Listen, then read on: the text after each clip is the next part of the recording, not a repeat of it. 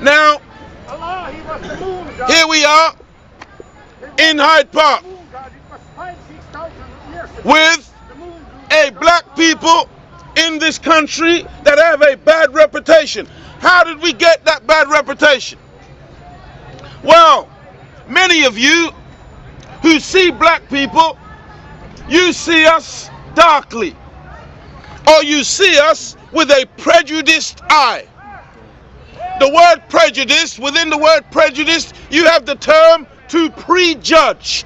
Prejudice, to prejudge before actual facts. And so you see black people and you make a judgment on us without any actual facts about us. Now let us deal with your prejudice and the actual facts. Go ahead, McCrolla, go ahead.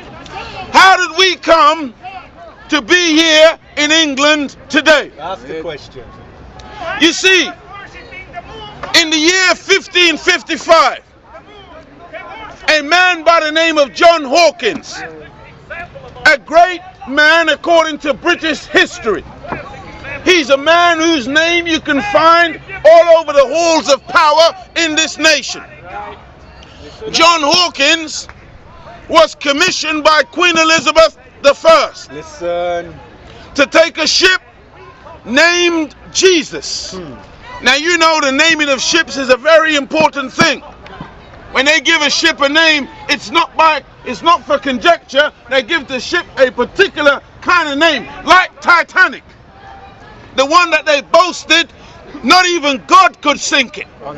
It was so huge they called it Titanic. It was a titan of a ship. They named it after one of their ancient gods. A titan that was unsinkable. Go ahead. So when you call a ship Jesus, it is not an accident that you put a name on it like that. Because who is Jesus? Jesus, you say, is the Son of God. Jesus, you say, was a great and holy man, a prophet of God who walked the earth 2,000 years ago. Jesus, you say, you are expecting the return of.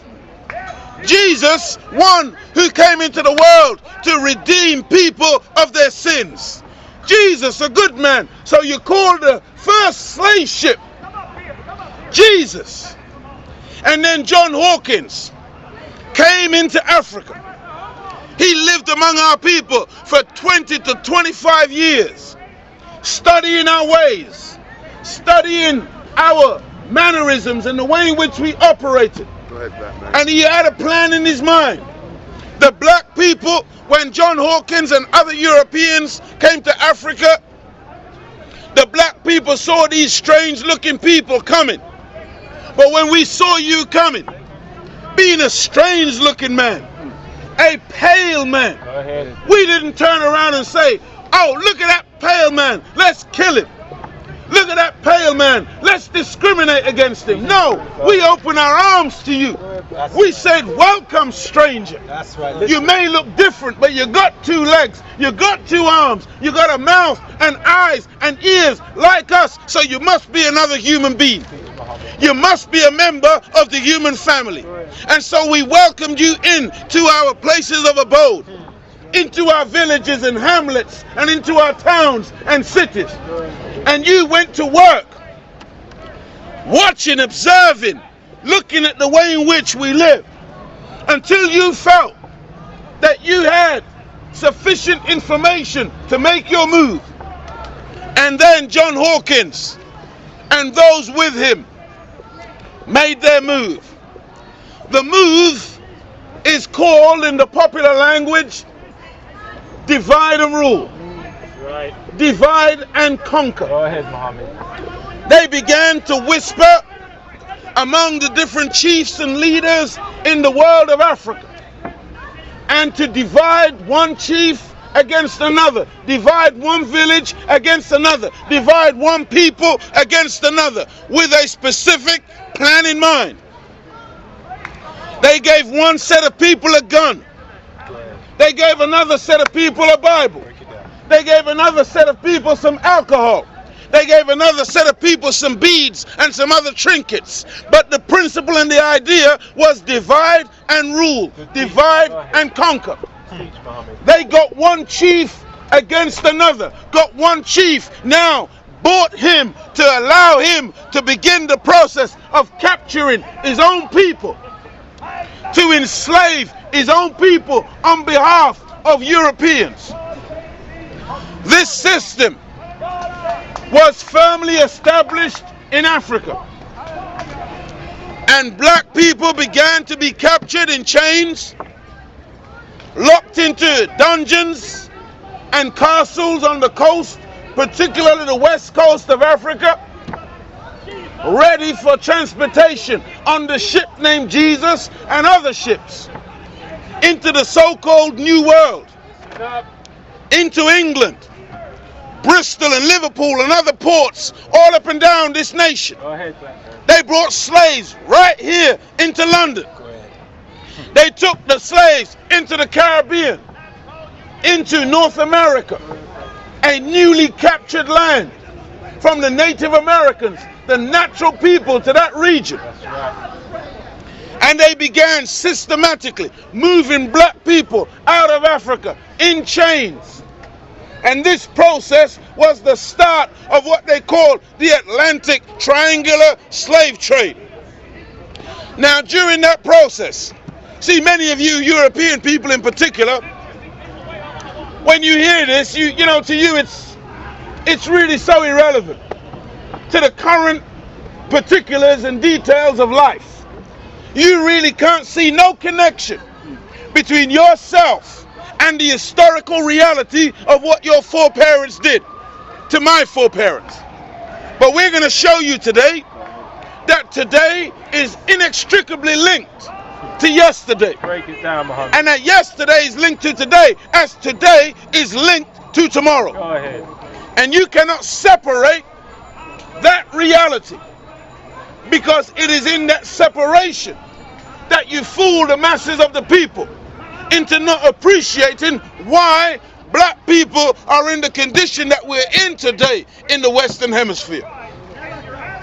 Now, the history of slavery is a very deep and vast one. We haven't got that kind of time to go into the details today, except to say, and suffice to say, that, you know, many of you don't realize what happened to black people. You don't appreciate, you think slavery was some haphazard thing that just kind of unfolded, just took place, and there was a few bad apple Europeans who partook of the slave trade. That is a complete error in understanding. The reality is that slavery at one point in time was the means for monetary gain and the building of all of the European cities of this world. All of it was built on the back of slavery. Go ahead. It was the biggest industry. That's right. In the 15th, 16th, and 17th century. Slavery was one of the biggest, if not, it was the biggest means of income, source of income to Europeans. It was massive. Go ahead. It dominated all of European trade. That's right. Go ahead. That's why all the ships were built.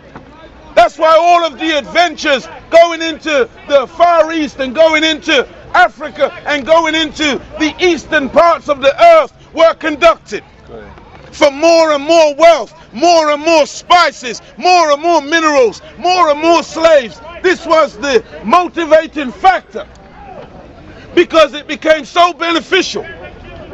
Now, what did they do to make us slaves? Break it down, Muhammad. Did you know that when they captured us in Africa and they chained us and they brought us on a westerly course, according to their own captain's logs of the slave ships, the slaves died so quickly and the slaves died so numerously on the slave ships that the sharks in the Atlantic Ocean stopped foraging for food in the wider ocean and would just follow the slave ship.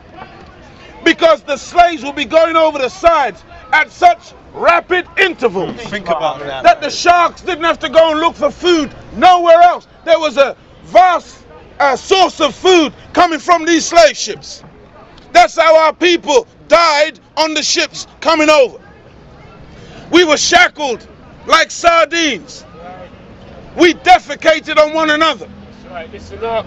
We were sick on one another. Go ahead, brother. We urinated on one another. Right. We got so ill that some of us died from a disease they called melancholy.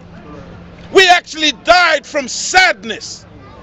We were so distraught and destroyed in the holds of those ships that black people died from sadness. Listen. You imagine being so depressed that you literally die. Your system ceases to function because of the oppressive nature of this slave trade. When they got us to the Western Hemisphere, those of us who survived, when they got us to the shores, the first thing they did was they forced the black man to copulate with the black woman. Go ahead, brother. Teach. He had to have intercourse with her whether she wanted it or not. And he had to do it whether he wanted to do it or not.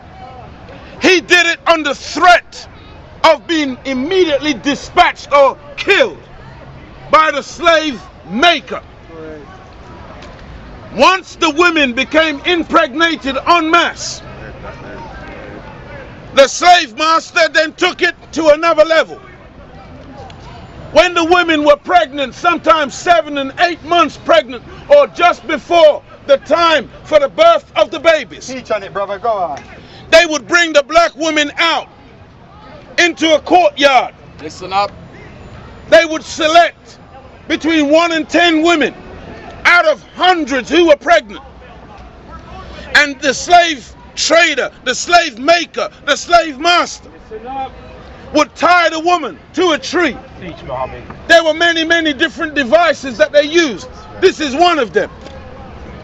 He would then get a large knife or a small sword, and he would cut the woman from the sternum bone in the chest right down to the bone just above the top of the vagina, Teach the truth, Muhammad. Go. causing the stomach to be completely open and the unborn child to fall out of the womb of the woman onto the ground. Listen.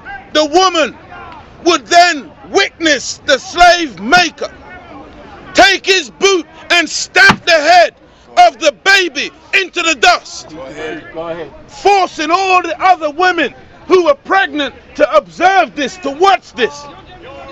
Those women would be in such fear and terror. The vision from their eye would be transmuted in the brain, and the brain would send a message of pure adrenaline fear into the rest of the unborn children already in the wombs of their mothers. They were doing a scientific making of a slave. Our children were to be born with fear already inbuilt in them. Fear of the Caucasian, fear of the white man, the slave master, fear that was being engendered in the very unborn fetus. Go ahead, Muhammad. As soon as these new slave babies were born, the fathers of those children would be put to death, and the mothers of those children would be put to death. Why did you kill the mother? Why did you kill the father? The slave trader was using science. He knew that once you kill the mother and the father, there would be no one to pass on the mother tongue. There would be no one to pass on the father's name. The mother tongue and the father's name is crucial to the growth and development of that child. Go ahead. And so they wanted a baby to be born into the earth that would have no mother and father guidance, would have no idea of its roots, origin, history, language, culture, father's name and mother's tongue. Teach, Muhammad. Go ahead. They wanted an empty vessel that they then could impose on whatever they wanted to impose on that empty vessel. And so they began. The slave master, the slave trader, and the slave maker. And so they wanted to have a situation where they could then turn around to those slave babies and instruct them in who they were. And so they began to teach black youth, black children, black slaves that you, black man, you, black woman, you are nothing. We found you in Africa with a bone in your nose, Go ahead, swinging through the trees. Go ahead. And we, the great white master, Liar. came to you to help you out, to do you a favor in your savage condition and bring you Christianity, bring you civilization, bring you to the Western Hemisphere. That's right. And so you should be grateful to us, Negro. And they coined the phrase Negro. I'll explain to you what that means in a minute. Listen up. Break it down, scientists.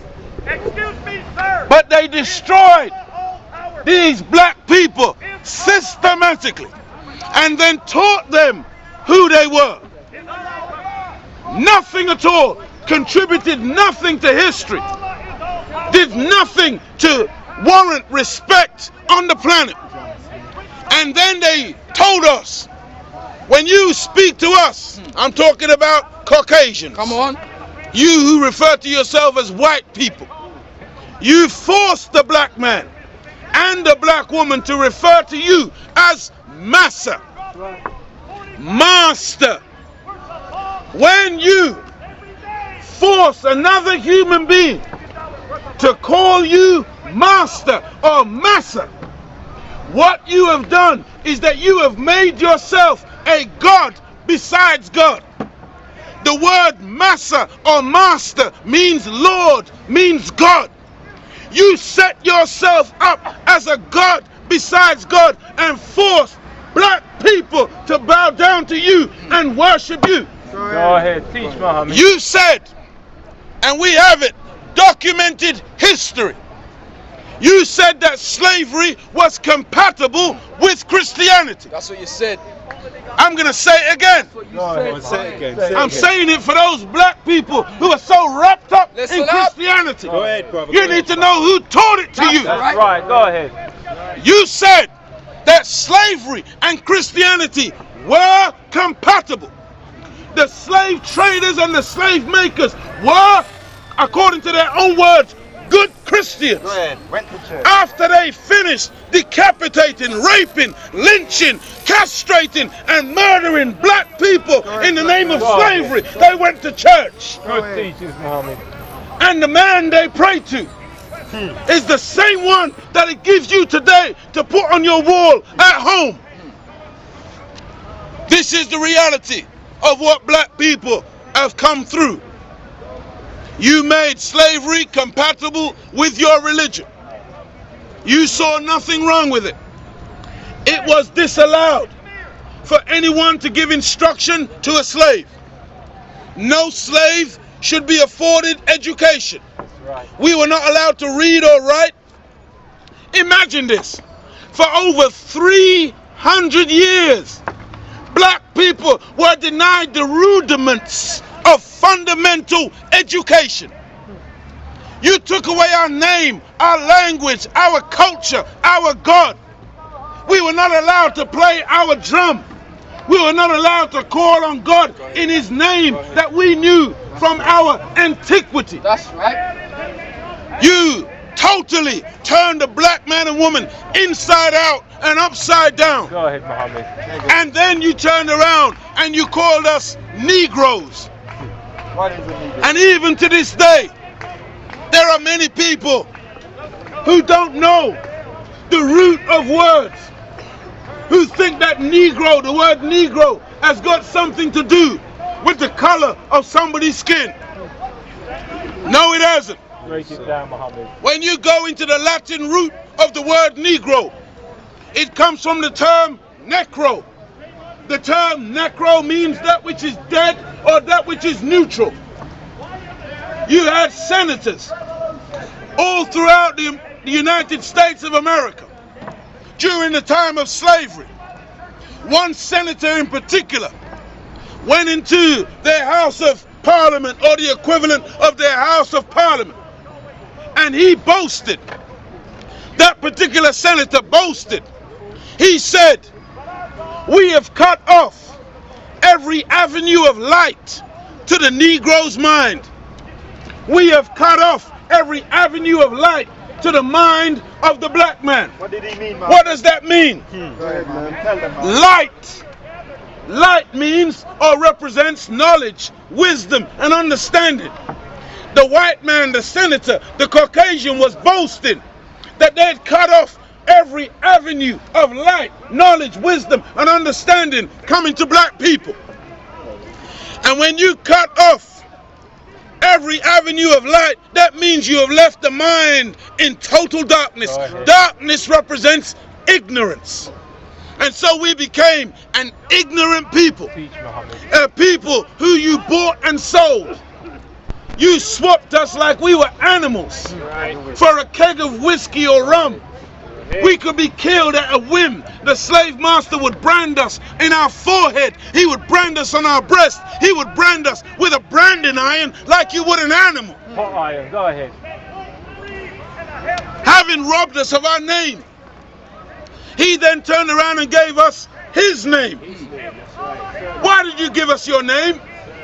Was it because you loved us? No, sir. Break Was it because you wanted to share in your wealth and in your prestige and in your society and in your culture? No, no, no. When a man and woman gets married, according to the tradition, I say that because nowadays it doesn't always work that way, but according to the tradition, when a woman marries a man, she discards her maiden name and she takes on board that man's surname. Why does she do this?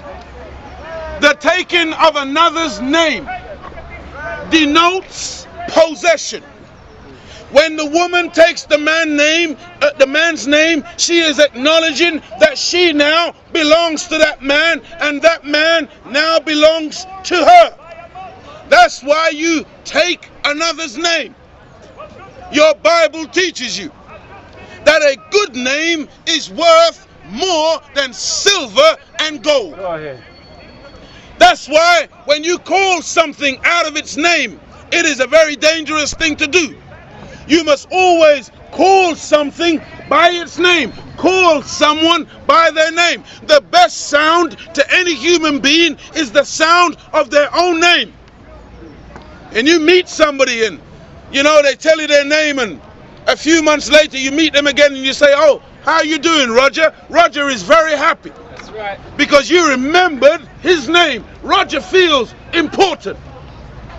And so when you take away a man and a woman's name and give them another name, what was the motivation?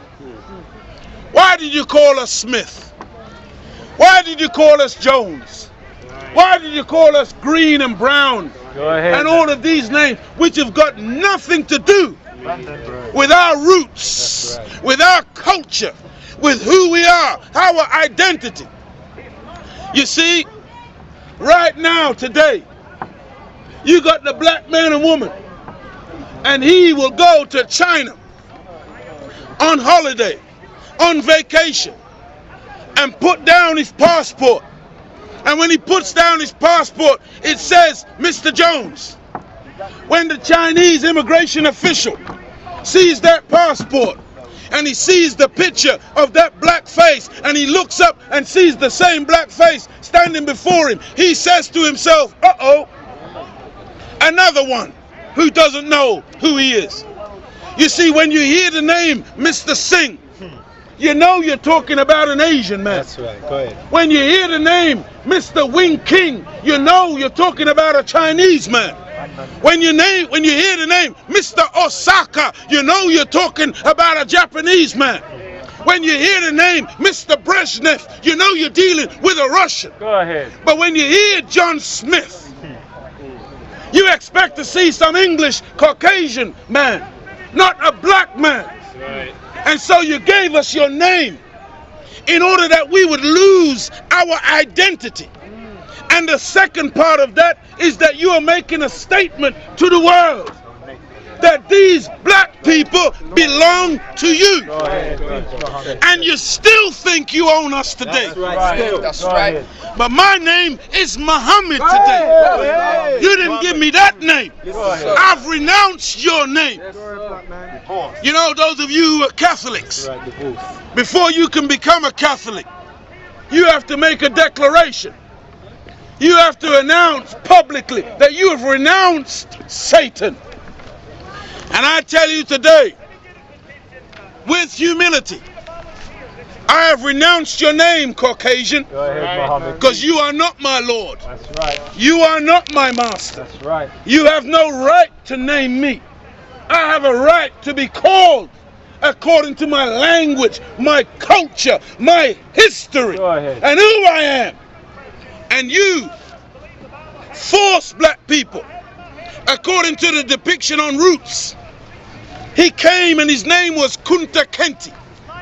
You see, Kunta Kinte tells you something about his language, his culture, his history. Tells you something about the fabric of his society. But when you beat him near to death in order to force him to reject Kunta Kinte and to adopt the name Toby, you named him after a jug. This is not his name. And so, this is a process that you took black people through. We're coming right up to date because we're trying to show you how we come to be in the condition that we're in today. And you cannot extricate yourself from the responsibility, present day Caucasians. That's right. Go ahead. Many of you stand here and you will say to us, well, I had nothing to do with slavery. Oh, really? I never done nothing to black people. And then some of you go on to say, in fact, some of my best friends are blacks. Oh, really? Well, let's see how friendly you are with these black people, shall we? Because you're a hypocrite and you're a liar. That's right. You are a liar. Teach, Muhammad. You are no better than your fathers. That's right. No difference. Your Bible says that the sins of the fathers will be visited unto the children to the third and the fourth generation. Jesus said that. The Bible is dealing with pure mathematics. That was Jesus talking. And he knew what he was talking about. He was dealing with the law of cause and effect. Go ahead. You cannot escape today that which your foreparents did, and yet you have done nothing to rectify that which they did. You are waxing rich today, living comfortably today, on the basis of what your fathers did to my fathers. Right. We are suffering today on the basis of what was done to our forefathers. Go ahead. And until you address that issue and deal with that reality, then we will continue as we go into the 21st century, looking at potential race war on this planet. That's right. Go ahead. I'm going to say that again, Go ahead. Say it again. Say it again. Say it Go again, ahead. man. because many of you think that the issue of race is something of the past. No. No, the number one issue that is going to come to the fore on this planet in the 21st century is the issue of race. Go ahead. Race is not going to go away. Right. And I warn you in the name of Allah, if you don't understand that while you have power within your hands to change that which your foreparents did, it is incumbent on you to begin to make that change now. Go ahead. Because you will rue the day that you stood back and allowed the evil that has been perpetrated to be compounded today. Good teaching. Go ahead. You need to appreciate that you have a responsibility to we, the current generation of black people, to change that reality that was instituted back then.